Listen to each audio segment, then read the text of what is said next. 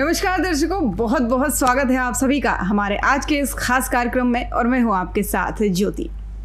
दोस्तों, कहते हैं कि किसी चीज़ को अगर शिद्दत से चाहो तो पूरी कायनात उसको आपसे मिलाने में लग जाती है। कुछ इसी तरीके से हमारे इन आज के ख़ास मेहमान ने अपना करियर हासिल किया है और करियर की उन बुलंदियों को छुआ है कि आज लोग इनको इनके नाम से नहीं बल्कि इनके काम से जानते हैं।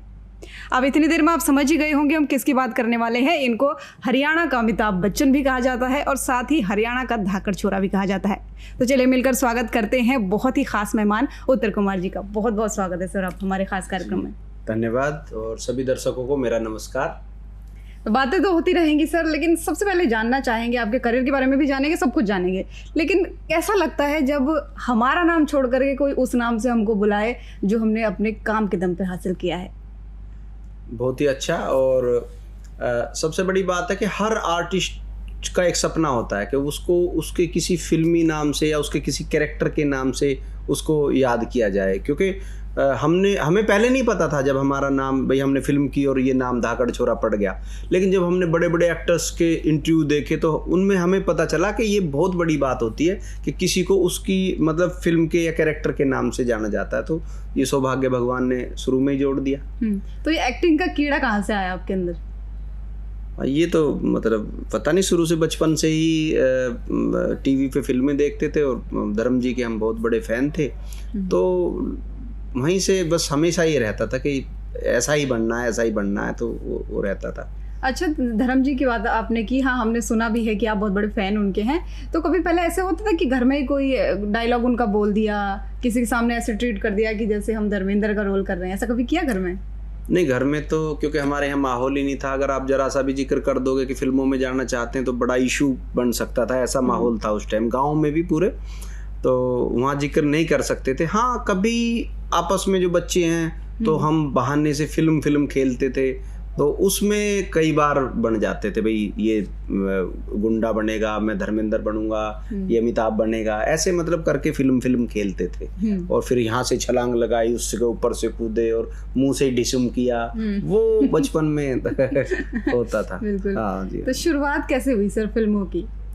शुरुआत हमें खुद यही सोचते थे कि कहाँ से रास्ता मिलेगा, कहाँ जाएंगे, कौन सा पहला रोड होगा जिससे हम जाएंगे। और ये चलते चलते स्ट्रगल मतलब शुरू हो गया कि भाई कहीं ना कहीं से हम हर समय कहीं ना कहीं मैगजीन देखते रहते थे, अखबार देखते रहते थे, और बॉम्बे का तो पता ही था कि बॉम्बे जाना होता है। तो ये एक इस तरह बहुत लंबा स्ट्रगल हो गया कि भाई, और पहुँच गए हम अपने कि हमें रीजनल फिल्में ही करनी चाहिए। और रीजनल एक फिल्म बनाई तो वो फिल्म चली नहीं, तो और ज़्यादा प्रेशर बढ़ गया, क्योंकि इतने लंबे स्ट्रगल के बाद एक फिल्म बनी और वो फिल्म चली नहीं, तो ऐसे मतलब रहा। एक मुंबई भी सर आप गए थे, मुंबई कैसे जाना हुआ? क्या एक्टिंग के चक्कर में ही जाना हुआ या वहाँ जाके क्या हाथ लगा?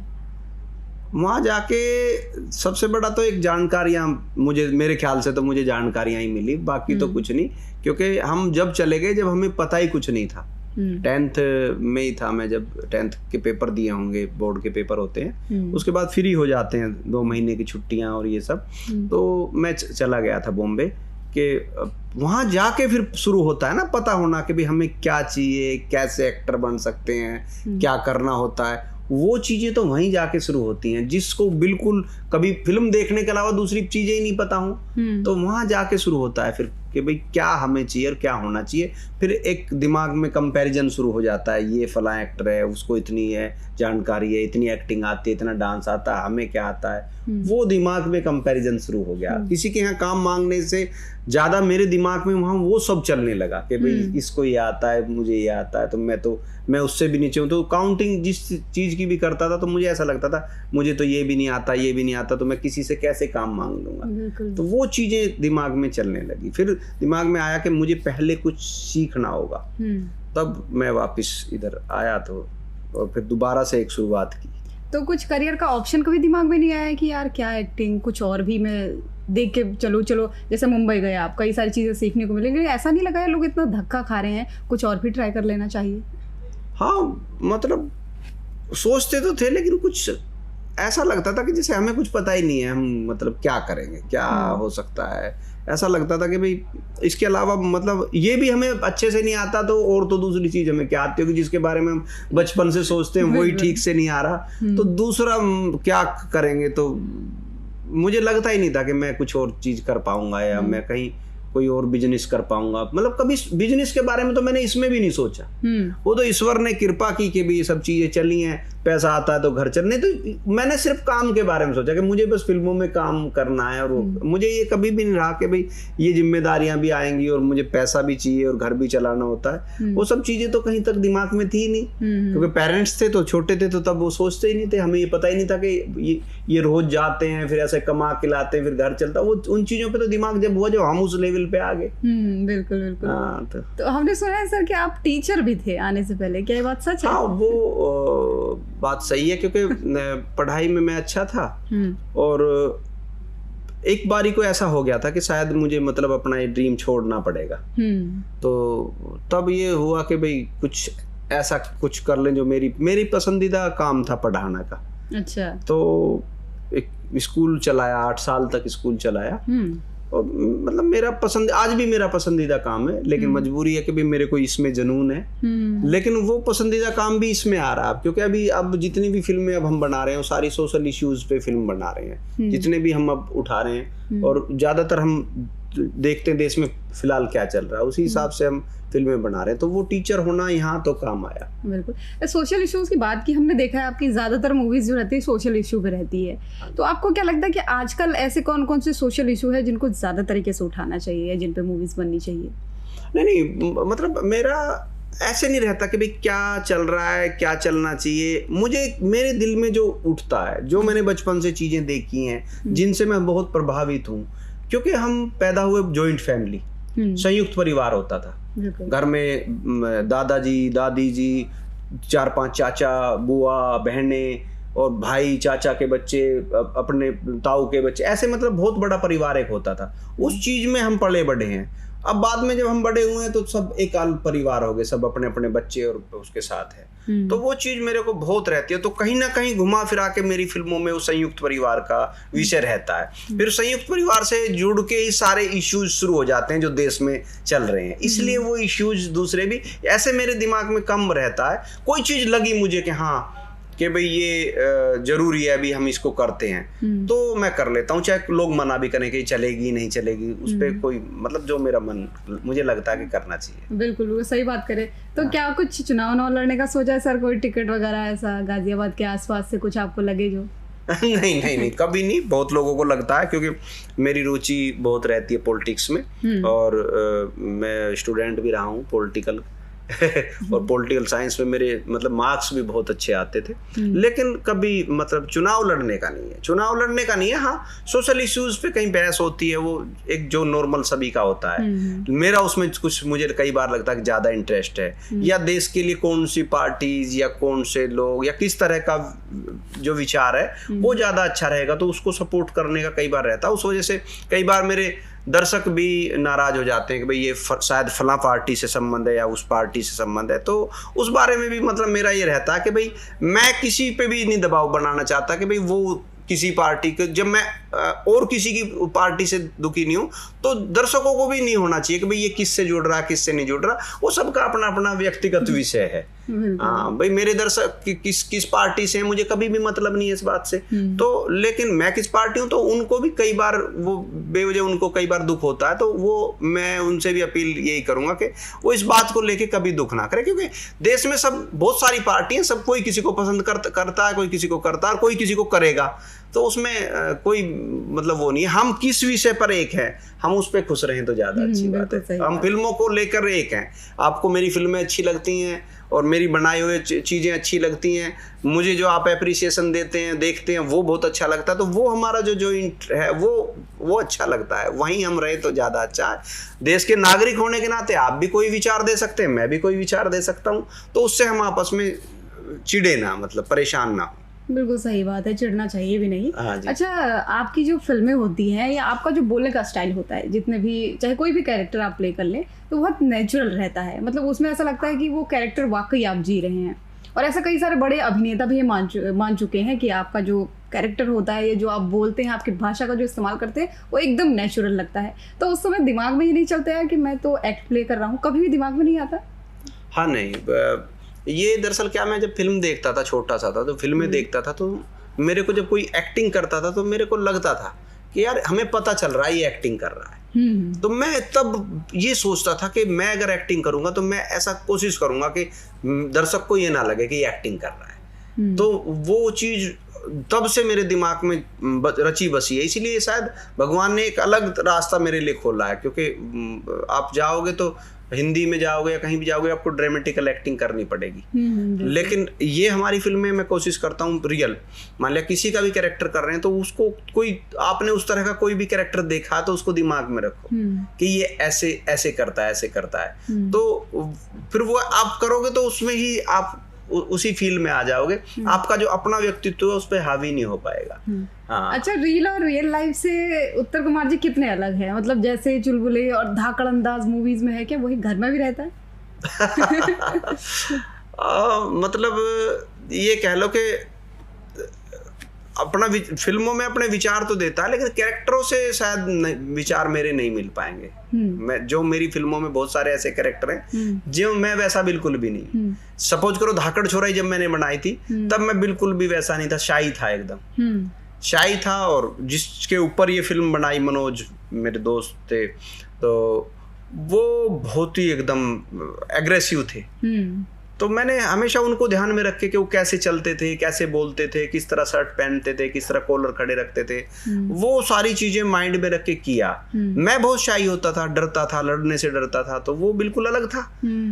तो लेकिन फिल्म में जब वो कैरेक्टर आया तो लोगों को सेम मैं ऐसा लगने लगा कि ऐसा ही हूँ शायद। हाँ, और ज्यादातर लोग मेरी फिल्म देख के, होता भी है, मतलब ऐसा लगता है कि जैसे ये कोई अनाड़ी अनपढ़ आदमी है, लेकिन वो मुझे खुशी भी होती है क्योंकि मैं ऐसा कैरेक्टर कर रहा हूँ और वो मुझे ऐसा फील कर रहे हैं, तो ये बहुत अच्छी बात है। बिल्कुल सही बात है। तो ये कैरेक्टर करने की खुशी होती है कि अगर आपको लोग ऐसा मान रहे हैं, वो नहीं मान रहे इसका मतलब कहीं प्रॉब्लम है। तो घर में आज तक किसी ने टोका नहीं, अरे ये मूवी थोड़ी कर रहे हो, ऐसे इस तरीके से किसी ने टोका? नहीं, फिल्म थोड़ी कर रहे हो। घर में मतलब मैं काफी सीरियस रहा हूँ बचपन से। मतलब एक तो मेरी पढ़ने में बहुत रुचि थी, जब मैं मतलब छोटे उसमें पढ़ता था, तो सब लोग बड़े खुश, मेरे दादाजी, दादी, माँ, पिताजी सब खुश रहते थे, चाचा चाची सब के भी बहुत पढ़ता है और शाही है। तो जोली नेचर का वहाँ नहीं था घर में मेरे, कि मेरा जोली नेचर ज्यादातर दोस्तों के बीच में ही क्लियर है, वो वैसे नहीं है। मतलब जैसे स्कूल में भी पढ़ाया 8 साल तक मैंने, वहाँ बहुत कम लोगों ने मुझे हंसते हुए देखा होगा। तो ऐसा रहता है, जो पार्ट आप प्ले कर रहे हो वो कैरेक्टर आपका हावी आपके ऊपर रहना चाहिए, तो अच्छा लगता है वो। इतना बिजी शेड्यूल से रहता है सर आपका, इतना काम, मूवीज, गाने, सब कुछ, तो फैमिली को कैसे टाइम देते हैं, कैसे मैनेज करते हैं? फैमिली को देखो, एक तो मतलब मैं कभी मोस्ट ऑफ टाइम अब तो लगा लो थोड़ा सा कह सकते हैं, नहीं तो मैंने फिल्में गांव के घर से ही की हैं, जितनी भी की हैं, कम से कम भी बहुत सालों तक लगातार मैं गांव से ही, घर से ही गया हूँ, घर पे ही आया हूँ डेली। तो जब डेली आऊँगा, चाहे मैं रात को लेट आऊँ या जल्दी आऊँ, घर ही आना है, घर से ही जाना है। और मैं पहले ऐसे सोचता भी था कि भाई मैं ऐसा हीरो बनूंगा जो, मतलब लोग बॉम्बे गए या बड़े शहरों में जाके रहते हैं हीरो, मैंने कहा मैं अपने गाँव से ही डेली आऊँ जाऊँ। फिर बाद में आके अब ट्रैफिक को लेके, कंजक्शन को लेके, भाई बहुत कंजस्टेड हो गया सब कुछ, उसको लेके गाँव से निकलने में काफी परेशानी होने लगी। सुबह का 1-1 घंटा गांव से निकल के रोड तक पहुंचने, ऑफिस तक पहुंचने में लगने लगा, तो निकलना पड़ा। नहीं तो मतलब फैमिली के साथ ही थे, अभी भी पूरी फैमिली के साथ ही हूँ, बस फिल्म का काम रहता तो भाई अलग है, तो इसलिए फैमिली को टाइम देने का कोई अलग से इशू ही नहीं बनता। अच्छा, बच्चों पे गुस्सा करते हैं कभी?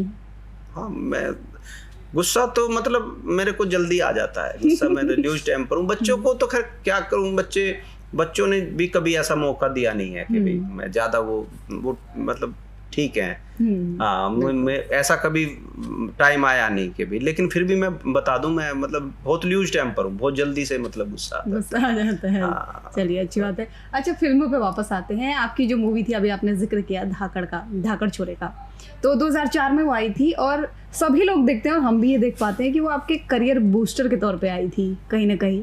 तो आप उसको कितना लकी अपने लिए मानते हैं, या कैसे आपको उसका ऑफर मिला, कैसे आइडिया इसका आया इस मूवी का? तो मेरे तो जीवन का जो बदलाव है सारा उसी पे निर्भर करता है। जब तक वो नहीं आई थी तो हम में काम आदमी आम वो थे, स्ट्रगलर थे। तो हालांकि उसके बाद स्ट्रगल बढ़ जाता है, लेकिन वो स्ट्रगल अच्छा लगने लगता है जब आपको सफलता मिलने के बाद। जिम्मेदारियों वाला स्ट्रगल बढ़ जाता है। पहले तो एक स्ट्रगल होता है कि आपको उस चीज तक, उस जगह तक पहुंचने का स्ट्रगल है, लेकिन जब वो चीज अचीव हो गई है तब आपके पास एक जिम्मेदारी आती है कि अब इससे अच्छा करना है, इसको बरकरार रखना है, जो जगह दर्शकों के दिल में बनाई है उसको बरकरार रखना है। तब दूसरा स्ट्रगल शुरू हो जाता है, बड़ी जिम्मेदारी आ जाती है। सही बात है, क्योंकि स्थानीय मुद्दों पर ही आप फिल्में बनाते हैं और स्थानीय भाषाओं में ही बनाते हैं। हरियाणा में भी हमने देखा जब आपकी धाकड़ छुड़ाई थी, तो उससे पहले इस तरीके का कुछ था नहीं, उसी के बाद से शुरू हुआ और धीरे धीरे चीजें बढ़ने लगी। तो स्थानीय मूवीज को लेकर आप क्या मानते हैं कि क्या कुछ और होना चाहिए, क्या कुछ लोगों को चाहिए कि इसको बढ़ावा मिले? देखो, किसी भी देश का कल्चर देखना है तो आपको वहाँ की रीजनल मूवी देखनी पड़ेगी। किसी भी देश का, मैं हमारे देश की बात नहीं कर रहा, हमारे देश में तो इतना डिफरेंट कल्चर है, हर स्टेट का अपना एक कल्चर है और हर स्टेट में अलग एक इंडस्ट्री है।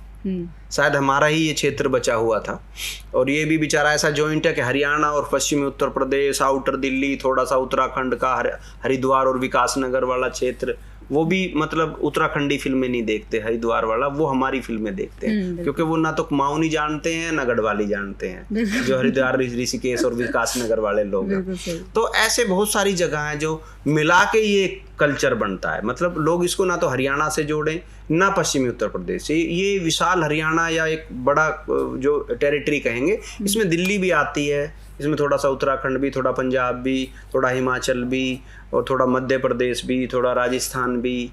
तो ये एक विशाल, जहाँ तक एक जैसे कंटेंट लोग देखना चाहते हैं, वो ये एक जगह है जहाँ सब इस चीज को देखते हैं। अच्छा, कोई बड़ा सा बदलाव या कोई स्टेप, अगर मान लीजिए आपके हाथ में कोई ऐसी पावर आ जाए कि आप कुछ बदल सके, तो इन मूवीज के लिए आप क्या बदलना चाहेंगे? जो छोटी स्थानीय मूवी होती है, कोई बहुत बड़ी पावर आपको दे दी जाए, कोई एक डिसीजन आपको इसके लिए लेना हो, तो क्या लेना चाहेंगे? जरूरी हो जाए, मतलब भाई जैसे महाराष्ट्र में मैं रहा, बॉम्बे में, तो वहाँ मैंने देखा कि मराठी मूवी कंपलसरी है। अगर वो सिनेमा पे जाएंगे तो सिनेमा उनको एक शो मिलना है, सिनेमा मिलना कंपलसरी है। वो यहाँ नहीं है, वो यहाँ भी हो, वो यहाँ भी होना चाहिए। और दूसरी वो बात शायद अधूरी रहेगी कि हम किसी भी देश की कल्चर देखना चाहें तो वो सिर्फ रीजनल मूवीज में होती हैं। और अभी भी हिंदी मूवीज का पीछे देख रहे हो, बहुत बुरा हाल इसीलिए हुआ था कि उसमें से हमारे देश की कल्चर गायब हो गई थी। कल्चर गायब हो गई थी। कल्चर जरूर रहनी चाहिए, और जो स्टेट या जो देश की फिल्में कल्चर से जुड़ी रहेंगी तब तक वो वहाँ फेमस रहेंगी। जैसे साउथ की फिल्में आज भी इतनी फेमस हैं क्योंकि वो कभी कल्चर नहीं छोड़ते, इसलिए वो रहता है। मैं भी यही चाहता हूँ। मुझे बहुत सारे लोग आके बोलते हैं, मेकर्स जो बनाते हैं, आपको ये करना चाहिए, आपको वो करना चाहिए, फाइट साउथ की तरह करनी चाहिए। फिर मगर अगर हम फाइट साउथ की तरह करेंगे तो हम नॉर्थ के कैसे होंगे? सही बात है भाई, हमें तो नॉर्थ की तरह करना है ना। हमारे यहाँ कैसे होती है, हमारे यहाँ फाइट कैसे होती है, हमारे यहाँ लोग कैसे रहते हैं, हमारे यहाँ लोग कैसे बोलते हैं, वो कब दिखाएंगे? अगर आप वही सब चीजें जो हिंदी में हो रहा है या साउथ में हो रहा है वो हमारी हरियाणवी पिक्चरों में दिखाना चाहोगे तो वो कब दिखाओगे जो हमारे यहाँ हो रहा है? वो कपड़े कब दिखाओगे, वो रहन सहन कब दिखाओगे, वो बोली कब दिखाओगे, वो रिलेशन कब दिखाओगे? सीधी सी बात। भाई, हमारी फिल्मों में मोस्ट ऑफ सबसे बड़ी चीज क्या है जो बहुत सारे लोग नहीं जानते? बस फिल्म बनाना चाहते हैं, फिल्म बनाते हैं, वो उस गहराई तक कभी नहीं जाते। तो आपने भी कोर्स किया, तो सबसे बड़ी चीज है जो हमारी फिल्में दिखाते हैं उसमें रिलेशन, माँ बाप का, बाप बेटे का, माँ बेटे का, भाई बहन का, ये जो रिलेशंस हैं उसकी जो एक्चुअलिटी है। बेटे को खाना भी खिला रही है, मेरे धाकड़ छोरा में ही सीन है, और मतलब उसको डांट भी रही है और पंखा भी कर रही है माँ। तो ये है हमारे यहाँ। माता जी मार भी देंगी, पीट देंगी, खाना भी वही खिलाएगी, हवा भी वही कर रही है। पिताजी आएंगे तो पिताजी, हमारे यहाँ पिताजी का एक स्वरूप होता है, वो दोस्त जैसे नहीं होते हैं हमारे यहाँ के कल्चर में। वो पिताजी पिताजी ही होते हैं। तो वो होना भी चाहिए। देखो, फादर को फादर ही होना चाहिए। बहुत सारे लोगों की ये डिमांड है, बहुत सारे जनरेशन, यूथ जनरेशन चाहती है फादर दोस्त की तरह होने चाहिए। अगर वो दोस्त की तरह होगे तो आपको कौन डांटेगा? आपके सर पे कोई डांटने वाला, कोई बोलने वाला जरूर होना चाहिए। वो हमारे कल्चर में है। हमारे में कुछ भी है, बच्चा कितना भी शरारती है, मेरे फिल्मों में कैरेक्टर होते थे हद से ज्यादा शरारती है, लेकिन वो अपनी माँ, बड़े भाई, बाप सबसे डरता है। वो गुंडा भी बन जाएगा लेकिन उनसे डरता है, उनसे पीटता है। तो वो रिलेशन जो हमारी फिल्म की जान है वो है मेन। वो जो भावनाएं हमारे यहाँ, कैसी भावनाएं, किसको लेके कैसी भावनाएं, वो मैं दिखाना पसंद करता हूँ। और बहुत सारे लोग चाहते क्या है, वो फिर मैं बोलता हूँ भाई आप ही दिखा लो। बिल्कुल सही बात है। उनको मैं बोल दूंगा वो चश्मा पहन के आप ही जूते दिखा लो तो ज्यादा अच्छा। सही बात है। अच्छा, जैसे कि आपने कहा अभी कि जो हरिद्वार बेल्ट है, विकास नगर बेल्ट है, यहाँ पे आपकी मूवीज देखी जाती हैं। अच्छा, कुछ लोग ऐसे होते हैं, कहते हैं हम हैं तो पहाड़ी, है तो यूपी वाले, है तो बिहार वाले, ना हमको भोजपुरी आती है ना हमको पहाड़ी आती, बस समझ लेते हैं। तो ऐसे लोगों को क्या कहना चाहेंगे? क्या इनके जीवन में कुछ इन मूवीज का असर होता होगा? हाँ, बिल्कुल होता है। मैंने बहुत सारे ऐसे लोग देखे हैं कि जो हमारी लैंग्वेज को कम जानते हैं, लेकिन उसमें ज्यादा लैंग्वेज का प्रॉब्लम नहीं है हमारे वाले में, हिंदी जैसा ही सब कुछ। कोई एक वर्ड ऐसा टिपिकल मान लिया आ भी गया, वो आपको मीनिंग समझने से नहीं रोक सकता। मीनिंग समझने से वो नहीं रोक सकता आपको। ये जो माध्यम है फिल्म मेकिंग, आप इसको हम जब छोटे थे तो इंग्लिश फिल्में भी देखते थे, जब हमें बहुत टूटी फूटी इंग्लिश आती थी, लेकिन सीन में भी तो बहुत कुछ समझ में आता है। उसके जो वर्ड हमें समझ में आ रहे हैं उससे भी तो हम बहुत कुछ समझते हैं कि क्या कहना चाह रहे होंगे। तो ऐसे हमारी फिल्में तो जो हिंदी समझ सकता है वो हमारी फिल्मों को आसानी से समझ सकता है। और हमारी पिक्चरों के बारे में तो ज्यादातर लोग यही बोलते हैं कि भाई जिसने देख ली इसको मतलब एक नशे की तरह लत लग जाती है, उसको फिर देखनी ही पड़ेगी वो बार बार बार बार। हाँ, तो हमारी फिल्मों के बारे में उसका रीजन यही है कि वो एज इट इज ऐसे लगता है, वहाँ फिल्म जैसा कुछ नहीं लगता। जब आदमी देखने लगता है तो उसको लगता है मैं वहीं पे हूँ, उसी गाँव में, उस गली में मैं खड़ा हूँ, उस घर में मैं बैठा हूँ। बाहर विदेशों में जो हमारे भारतीय रह रहे हैं, जो यहाँ के लोग रह रहे हैं, उनको और ज्यादा मतलब वो करती हैं, इमोशनल कर देती हैं, क्योंकि वो बहुत दिन हो गए वहाँ गए हुए। तो वो जब अपना गांव, अपने घर, वो सब चीजें देखते हैं उसमें, तो इमोशनल हो जाते हैं, अच्छा लगता है। अच्छा सर, गानों की, फिल्मों की बात करूँ तो अभी तक मेरे ख्याल से मैं पढ़ रही थी, देख रही थी, 200 से ज्यादा आपके गाने आ चुके हैं। वही कुछ 70 या 75 से अब आपकी मूवीज आ चुकी हैं। आई थिंक यही सही आंकड़ा है या कितनी अभी तक? ये कम गलत आंकड़ा है। 500 से ज्यादा गाने, 500 से ज्यादा गाने आ चुके हैं। हो सकता है मैंने कुछ पुराना देख लिया हो। 500 से, मुझे मेरा आइडिया है, मैंने भी नहीं गिने कभी। क्योंकि पहले हम फिल्म बनाते थे तो 6 गाने तो फिल्म में ही होते थे। अच्छा। तो उस जब अब 2-3 होते हैं, लेकिन पहले जितनी भी फिल्म थी कम से कम 6 गाने तो उसमें ही होते थे। तो फिल्म के हिसाब से लगा लो तो 200-250 तो यही बैठ जाएंगे। और फिर जो है उसके अलावा वैसे गाने भी किए मैंने बहुत सारे। किसके आसपास किए सर मूवी? हाँ, 80-90 तो होगी। तो इतना सब कुछ दे चुके हैं, इतना सब कुछ लोग देख रहे हैं, आगे क्या कुछ खास प्लान? हाँ, आगे का ही स्पेशल प्लान है अब तो, कि हम वो चीजें दें जो मतलब देश से जुड़ी हो। हमारा कैरियर तो हो गया, हमें जो बनना था बन गए हैं, हमें जो अचीव करना था वो चीजें कर ली हैं। अब हम देश के लिए क्या कर सकते हैं, तो वो मतलब अब हमें वो देखना है। हमें ऐसे सब्जेक्ट उठाने हैं जो हम देश के काम आ सके, हमारी फिल्में देश के काम आ सके।